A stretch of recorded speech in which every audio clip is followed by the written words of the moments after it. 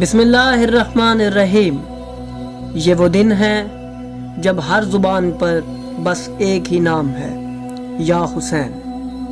یہ وہ لمحے ہیں جب دلوں میں فقط ایک ہی یاد ہے، کربلا۔ ان ایام محرم میں ہر دل گریہ کناں ہے، ہر آنکھ اشک بار ہے، اور امام مظلوم کے مصائب سن کر ہر دل گریہ کر رہا ہے۔ لیکن ناظرین، یہاں سوال یہ پیدا ہوتا ہے کہ کیا یہ غم صرف انسانوں نے محسوس کیا؟ کیا اشک صرف انسانی آنکھوں سے بہے؟ کیا نوحہ صرف زبان سے ادا ہوا؟ نہیں ناظرین، تاریخ کربلا ہمیں بتاتی ہے کہ غم حسین وہ غم ہے جسے صرف انسانوں نے نہیں، چرند پرند، جنات، ہوائیں، درخت، دریا، پہاڑ، ہر مخلوق نے محسوس کیا اور آج تک محسوس کر رہی ہے۔ یہ غم وہ ہے جو آسمانوں سے زمین تک پھیلا۔ یہ نوحہ وہ نوحہ ہے جو پتھروں سے لے کر پرندوں کے پروں تک گونجا۔ آئیے ناظرین، آج ہم ان دردناک اور عجیب و غریب واقعات کو یاد کریں جو اس بات کی دلیل ہے کہ امام حسین علیہ السلام کا غم صرف انسان نہیں بلکہ پوری کائنات اور ہر مخلوق مناتی ہے۔ بہار الانوار میں ایک روایت ہے کہ شہادت مظلوم امام حسین علیہ السلام کے بعد جب آپ خاک کربلا پر بلا کفن و دفن سو رہے تھے، ایک سفید رنگ کا پرندہ وہاں آیا اور اس نے اپنے پروں کو خون شبیر علیہ السلام سے رنگین کیا، اور پرندہ اڑ کر درختوں کے اس جھنڈ میں آیا جہاں دوسرے پرندے دانے کی باتیں اور خوش فہمیوں میں مصروف تھے۔ اس پرندے نے آ کر انہیں ملامت کی کہ آج کا دن بھی بھلا کسی مسرت و شادمانی کا دن ہے۔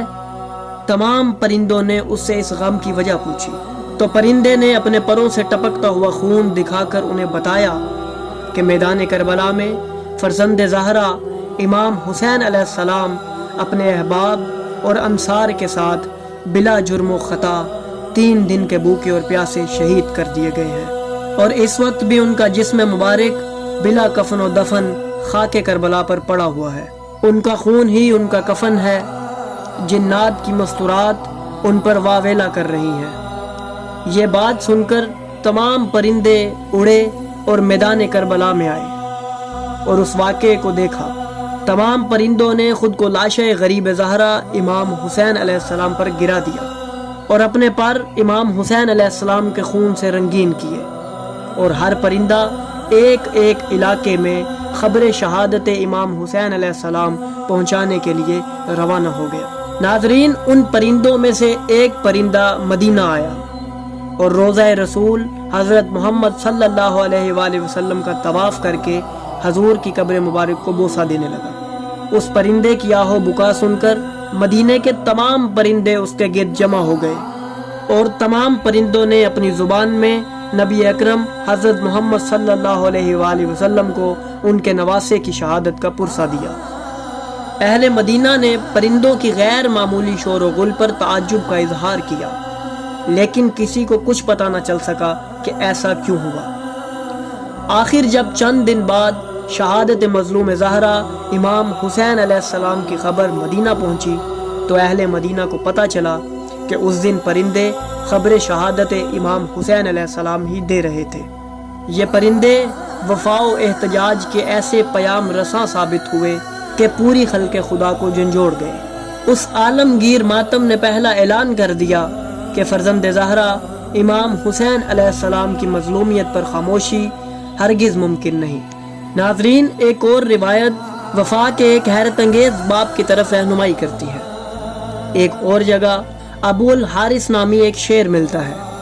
بہار میں آیا ہے کہ حضرت امام حسین علیہ السلام کی شہادت کے بعد جب عمر سعد ملعون نے پمالی لاش امام حسین علیہ السلام کا اعلان کیا تو جناب فضہ نے بنت زہرا کی خدمت میں عرض کیا، بی بی، نبی اکرم کا غلام سفینہ جب کہیں جا رہا تھا اور اس کی کشتی ٹوٹ گئی تھی، وہ کسی جزیرے کے ساحل پر گیا تھا تو ایک شیر نے اسے اپنی پشت پر بٹھا کر راستہ دکھایا تھا۔ میں کل رات سے اسی شیر کی آواز سن رہی ہوں۔ اگر آپ اجازت دیں تو میں اس جنگل میں اسے تلاش کروں؟ مجھے یقین ہے کہ اگر شیر کسی عام غلام نبی کو پناہ دیتا ہے تو فرزند رسول امام حسین علیہ السلام کو ان ظالموں کے شر سے محفوظ رکھے گا۔ بی بی پاک نے اسے اجازت دی۔ جناب فضہ جنگل میں آئیں اور ایک مقام پر شیر کے نقشے پا دیکھ کر جب آگے بڑھی تو ایک جگہ شیر نظر آیا۔ جناب فضہ نے فرمایا، اے ابو الحارث، تجھے معلوم ہے کہ یہ ظالم فرزند رسول کے جسم اطہر کے ساتھ کیا کرنا چاہتے ہیں؟ یہ سنتے ہی شیر جناب فضہ کے ساتھ چل پڑا اور میدان کربلا میں آ کر شیر نے اپنے آپ کو لاش مظلوم پر گرا دیا۔ کافی دیر بعد شیر نے امام حسین علیہ السلام کی لاش کے گرد طواف کرنا شروع کیا۔ جب عمر سعد ملعون نے یہ دیکھا تو اپنے سپاہیوں کو حکم دیا کہ آپ لاش حسین علیہ السلام کے قریب نہ جانا۔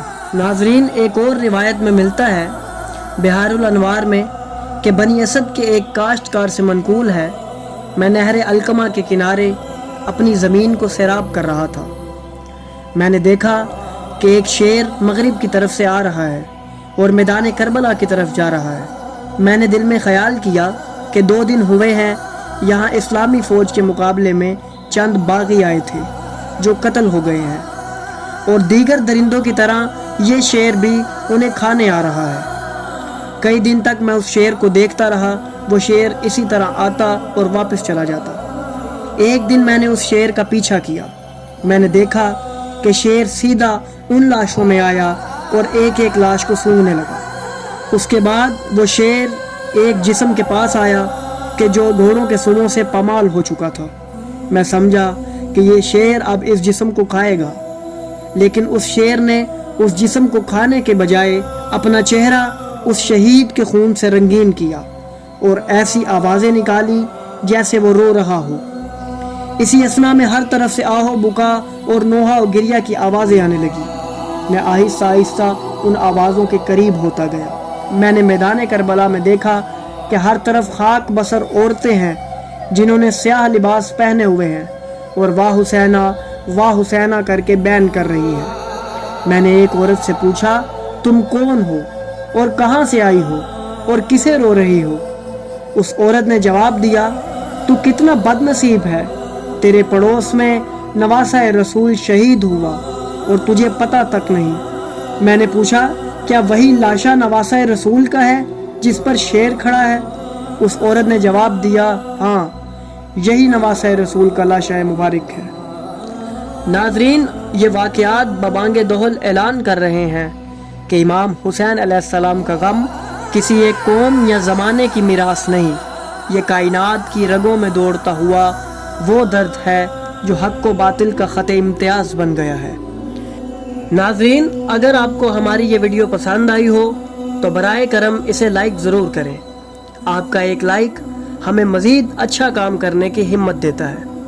اگر آپ ہمارے چینل پر نئے ہیں تو چینل کو سبسکرائب کرنا ہرگز نہ بھولیے اور ساتھ موجود بیل آئیکن بھی پریس کریں تاکہ ہماری ہر نئی ویڈیو کی اطلاع آپ تک فوراً پہنچ سکے۔ ہماری کوشش یہی ہے کہ آپ تک علم، تحقیق اور بصیرت پر مبنی ویڈیوز پہنچتی رہیں۔ دعا ہے کہ اللہ ہمیں اور آپ کو علم نافع عطا فرمائے۔